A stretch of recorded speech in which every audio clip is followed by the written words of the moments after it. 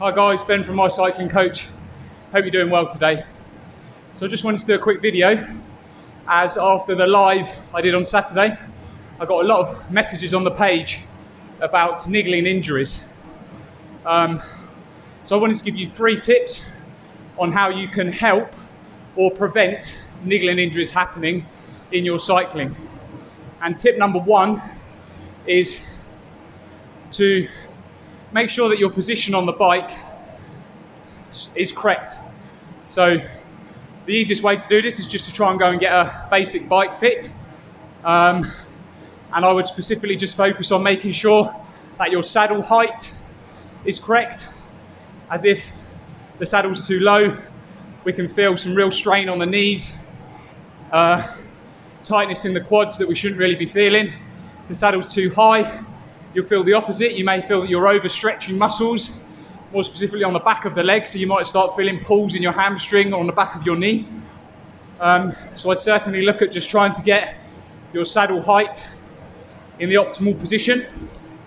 The other thing I'd really just focus on bike fit is the reach, so where your handlebars are or the fore and aft of your saddle position.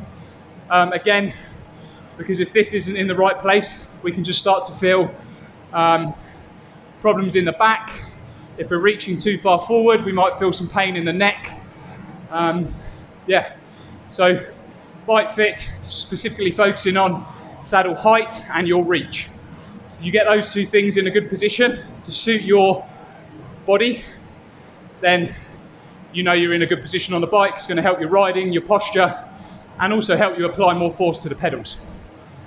The second thing to help avoid niggling injuries is to start incorporating maybe some more stretching, flexibility, mobility work into your week.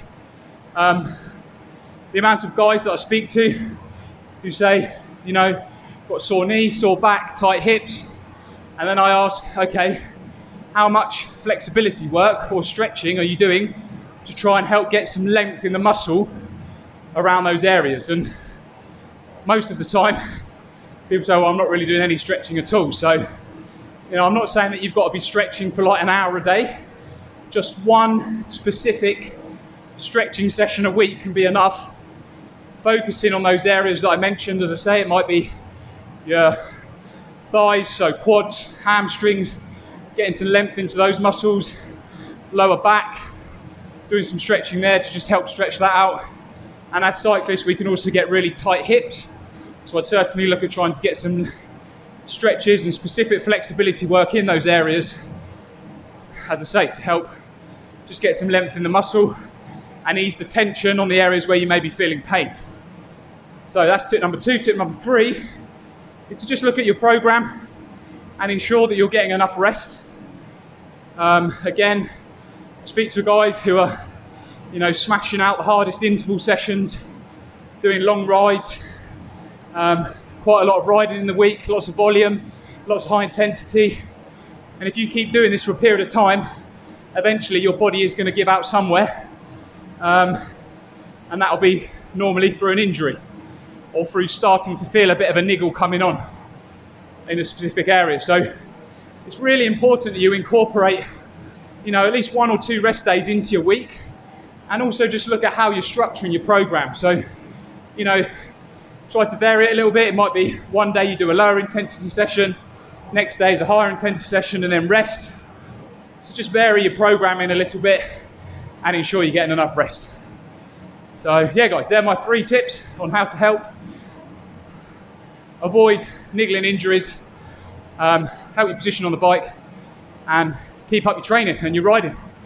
If you found this useful, please just drop a like on the post. Feel free to follow, share, subscribe, and as always, any comments, would love to hear from you. Have a great day, enjoy your riding, and speak soon.